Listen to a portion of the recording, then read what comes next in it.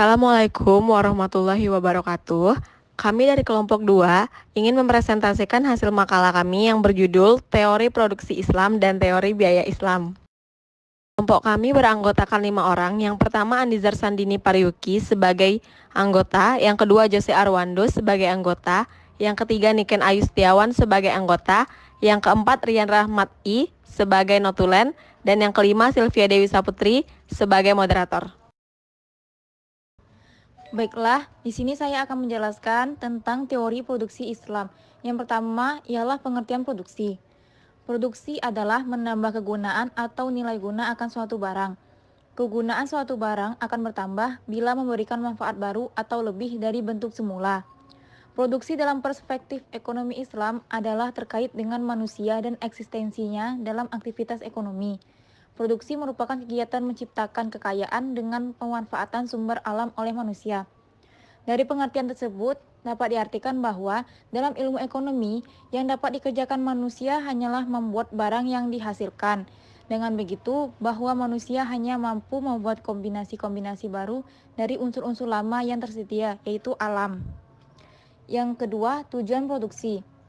Semua tujuan produksi dalam Islam pada dasarnya adalah untuk menciptakan maslahah yang optimum bagi manusia secara keseluruhan, sehingga akan dicapai falah yang merupakan tujuan akhir dari kegiatan ekonomi sekaligus tujuan hidup manusia. Falah itu sendiri adalah kemuliaan hidup di dunia dan di akhirat yang akan memberikan kebahagiaan hakiki bagi manusia. Dari konsep dan gagasan produksi ditekankan bahwa tujuan utama yang ingin dicapai kegiatan ekonomi dalam sistem ekonomi Islam adalah untuk kemaslahatan individu dan kemaslahatan masyarakat secara berimbang. Dalam hal ini, untuk mewujudkan kemaslahatan individu dan masyarakat, sistem ekonomi Islam menyediakan beberapa landasan teoritis, yaitu keadilan ekonomi, jaminan sosial, pemanfaatan sumber-sumber daya ekonomi produktif, dan efisien. Adapun tujuan produksi dalam perspektif fikih ekonomi Khalifah Umar bin Khattab yaitu 1. Merealisasikan keuntungan seoptimal mungkin. Ketika berproduksi bukan sekedar berproduksi rutin atau asal produksi, melainkan harus betul-betul memperhatikan realisasi keuntungan. Namun demikian, tujuan tersebut berbeda dengan paham kapitalis yang berusaha meraih keuntungan sebesar mungkin. Kedua, merealisasikan kecukupan individu dan keluarga. Seorang muslim wajib melakukan aktivitas yang dapat merealisasikan kecukupannya dan kecukupan orang yang menjadi kewajiban nafkahnya. 3. Tidak mengandalkan orang lain. Sebagaimana yang diajarkan dalam Islam, tidak membenarkan atau membolehkan seseorang yang mampu bekerja untuk mengadahkan tangannya kepada orang lain dengan meminta-minta dan menyuruhkan kaum muslimin untuk bersandar kepada diri mereka sendiri, tidak mengharap apa yang ada di tangan orang lain. 4. Melindungi harta dan mengembangkannya. Harta memiliki peranan besar dalam Islam, sebab dengan harta, dunia dan agama dapat ditegakkan tanpa harta. Seseorang bisa saja tidak istiqomah dalam agamanya, serta tidak tenang dalam kehidupannya. 5. Mengeksplorasi sumber-sumber ekonomi dan mempersiapkannya untuk dimanfaatkan. Bukan hanya harta yang berada di tangan seseorang saja, namun mencakup segala sesuatu yang dititipkan oleh Allah.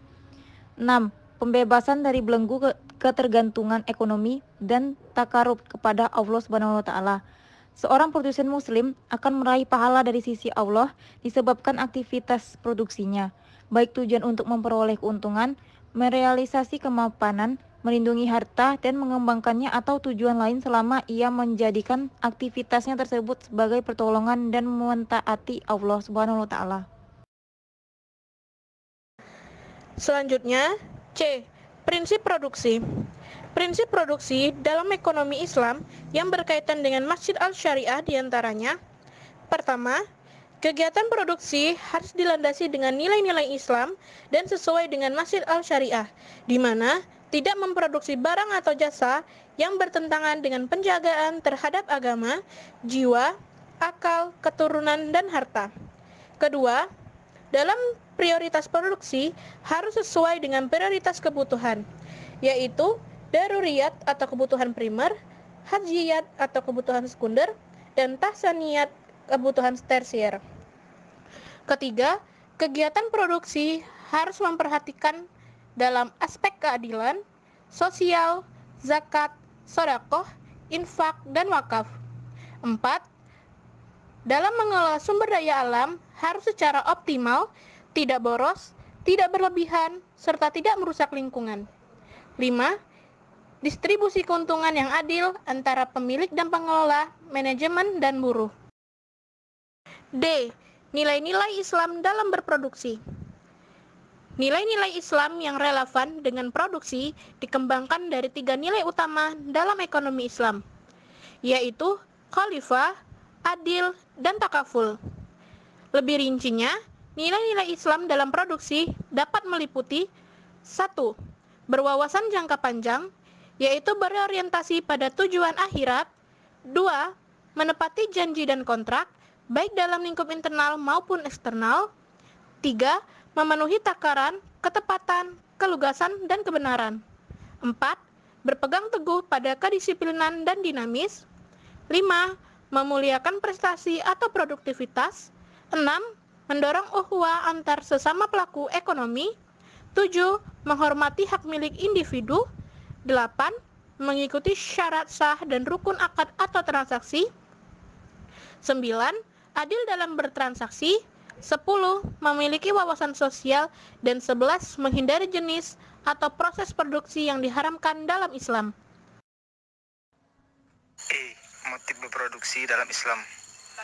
Dalam ingin mendudukkannya pada posisi yang benar, yakin semua itu dalam rangka maksimalisasi kepuasan dan keuntungan di akhirat.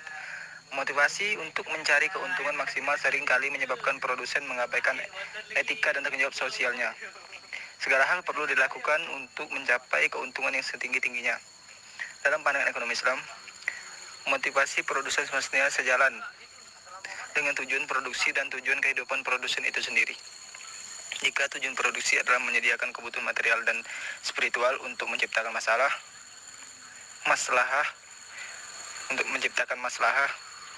maka motivasi produsen tentu juga mencari maslahah, di mana hal ini juga sejalan dengan tujuan kehidupan seorang muslim yang mencari keuntungan dalam produksi dan kegiatan bisnis. Memang tidak dilarang sepanjang dalam bingkai tujuan dan hukum Islam. B. Teori biaya Islam. A. Pengertian biaya. Biaya dalam pengertian produksi ialah semua beban yang harus ditanggung oleh produsen untuk menghasilkan suatu produksi. Biaya produksi adalah semua pengeluaran yang dilakukan oleh perusahaan untuk memperoleh faktor-faktor produksi dan bahan-bahan mentah yang akan digunakan untuk menciptakan barang-barang yang diproduksikan perusahaan tersebut. Untuk menghasilkan barang atau jasa, diperlukan faktor-faktor produksi seperti bahan baku, tenaga kerja, modal, dan keahlian pengusaha. Pada analisis biaya ini, terdapat 2 bagian. Yang pertama, dampak sistem bunga versus bagi hasil dalam analisis biaya. Karakteristik sistem bunga dalam analisis biaya produksi adalah biaya bunga yang harus dibayarkan produsen bersifat tetap. Oleh karena itu, biaya bunga merupakan bagian dari fixed cost, maka biaya bunga akan meningkatkan total biaya. Jika pada biaya bunga, biaya total mengalami perubahan berbeda dengan sistem bagi hasil. Dalam sistem bagi hasil, yang berubah adalah kurva total penerimaan atau TR. Kurva ini akan bergerak berputar searah jarum jam dengan titik 0 sebagai porosnya. Besar kecilnya putaran tersebut tergantung pada nisbah bagi hasil yang disepakati. Selanjutnya, 2. Revenue sharing versus profit sharing. Revenue sharing adalah bagi hasil yang mana hasil keseluruhan pendapatan yang akan dibagikan. Sementara pada profit sharing, bagi hasil didasari pada pengeluaran biaya, sehingga tidak sepenuhnya hasil dari pendapatan. Nah, kita akan akan memilih